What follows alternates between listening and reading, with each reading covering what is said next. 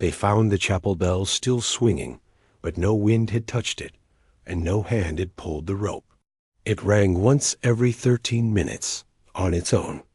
Each time, the sound grew quieter, as if echoing from deeper underground. And then, on the 13th chime, it stopped. That's when the smell began.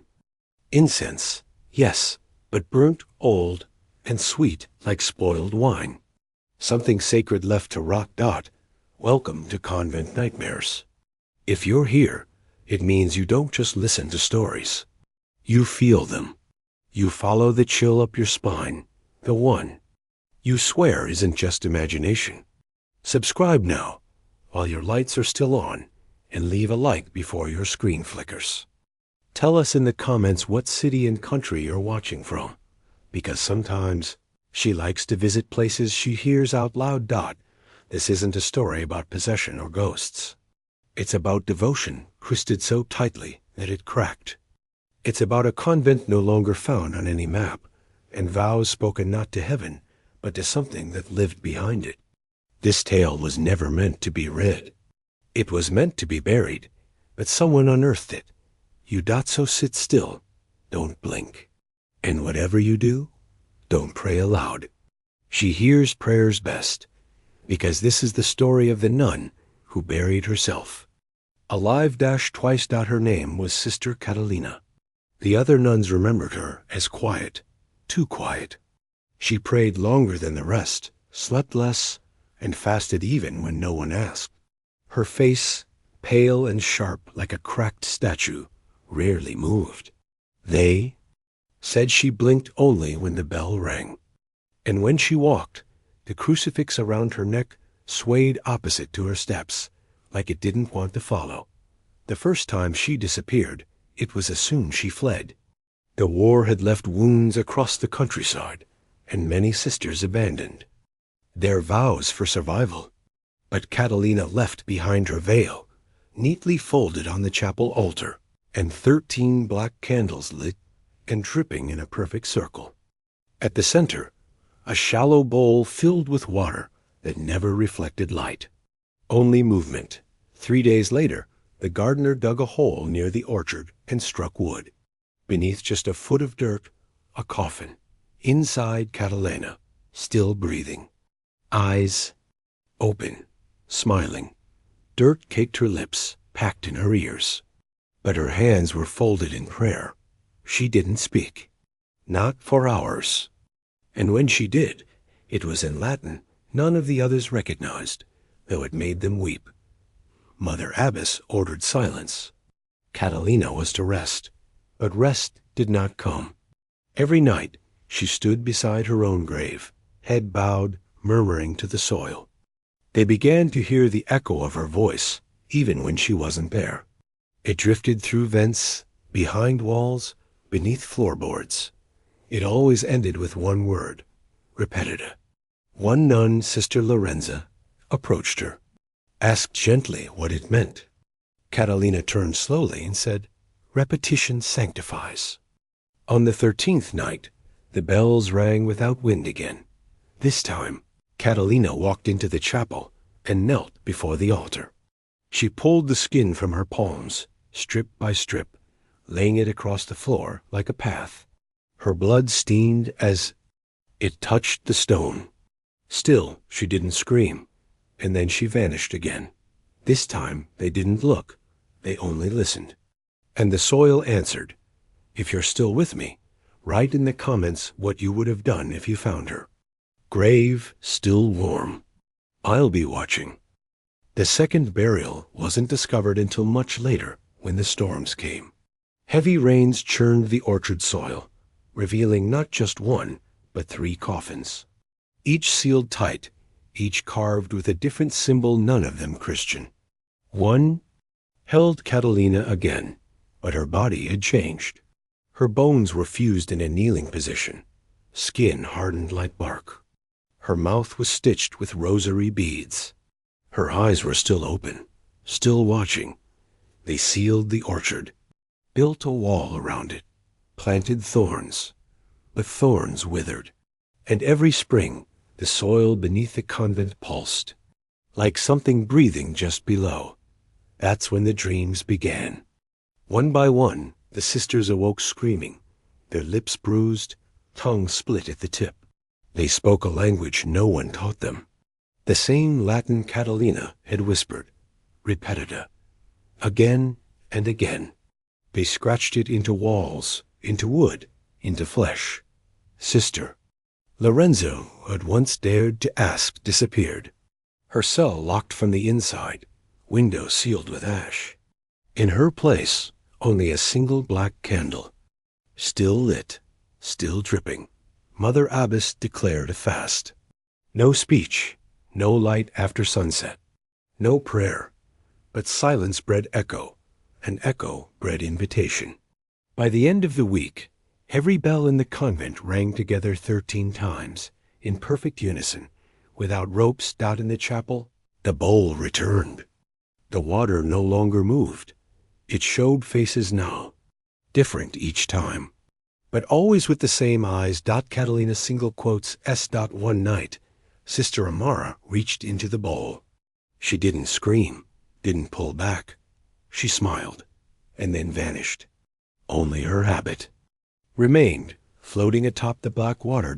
They say Catalina walks the orchard still, not in body, in memory, in ritual, in voice. So if you've ever repeated a prayer in desperation, or begged for something in the dark, just know, she hears those best. And sometimes she answers. The orchard gate creaked open on its own the next evening. No one had touched it in weeks. The thorns they planted had blackened, curled like burnt paper, and now lay scattered on the windless ground. Sister Carmela was the first to see the footprints, bare, small, leading into the orchard. From nowhere. They ended at the oldest tree, the one that bled sap the color of dried blood. Beneath its roots, the ground pulsed. That night, the convent's silence became unbearable. It wasn't the absence of sound, but the presence of waiting. The air was thick with it, like something holding its breath. The sisters clung to their beds, refusing to pray, refusing to even whisper. And still, each one heard a name called from the hallway, their own. In Catalina's voice, Sister Miriam tried to run. She made it to the chapel before she fell. Her hands bled from clawing the locked doors. They found her at dawn, cradling the black bowl, whispering, "It wants a vow." The Mother Abbess broke then, took the ancient texts from the forbiddens room, books bound in skin, inked in rust, stitched closed with hair. She read them aloud through cracked lips, over the chapel floor. And as she read, the stone split. A staircase descended beneath the altar, spiraling, narrow, soaked in the scent of earth and iron. One by one, the sisters descended, unable to stop. Each step echoed 13 times before fading. At the bottom, a chamber. Walls carved with faces, mouths open in agony. In the center, a second altar. Beneath it, Catalina. But this time she wasn't alone. 13 other figures surrounded her, silent, still, wearing habits older than memory. Their veils were shrouds, their faces, bone. Their eyes, Catalina's. She opened her arms. "Repetition sanctifies," she said. "Now vow again." The sisters fell to their knees, not out of devotion, but as if gravity itself had twisted. The chamber hummed, not with noise, but with the memory of prayers spoken centuries before. Sister Carmela tried to look away, but Catalina's eyes caught hers. They weren't eyes anymore. They were holes, tunnels, and something moved behind them. The 13 figures turned. In perfect silence, they reached into the stone walls and pulled out objects, rosaries made of teeth, veils stitched from parchment-thin skin, crosses inverted and smoldering. One by one, they placed them before each sister. And one by one, the sisters wept, not in fear, but in recognition. These were not gifts. They were returns.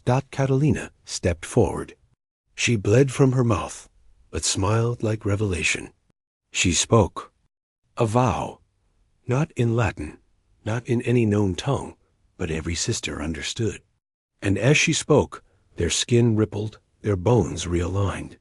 Sister Miriam's back bent in prayer, but her knees didn't touch the ground.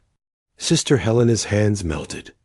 Into light, then shadow dot above, in the chapel, the bell rang. Once, then again, then 13 times. Each toll made the floor crack and the stained glass tremble, but no sound escaped the building. Outside, the sky churned like spoiled milk. No sun, no moon. Sister Carmela opened her mouth to scream and found her voice buried beneath centuries of silence. When she tried to speak, ash poured out. Catalina touched her cheek and said, "You are reborn." The altar burst into flames, not red, not yellow, but blue and green and colors unnamed. From the fire rose a shape, tall, veiled, crowned in thorns that dripped wax instead of blood. It placed its hand on Catalina's head. She collapsed, smiling. Still the chamber sealed, and the staircase disappeared above.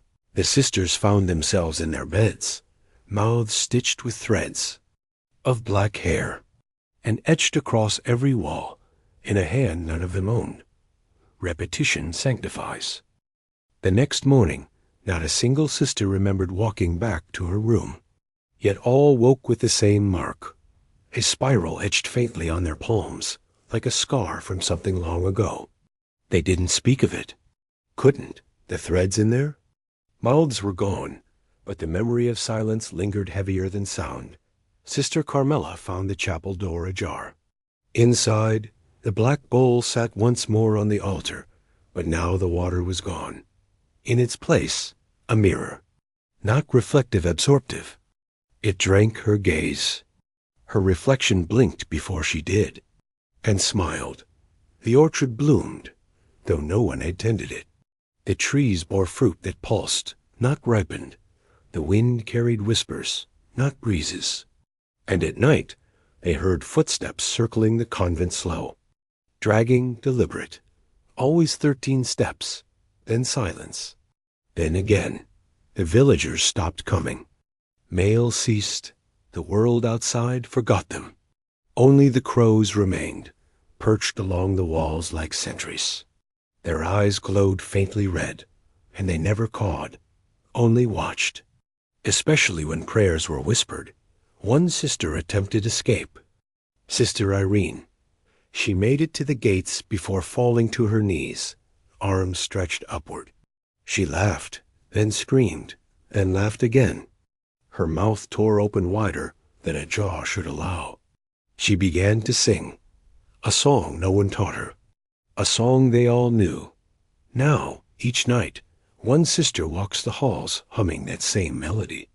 She does not sleep, she does not eat. Her habit grows darker.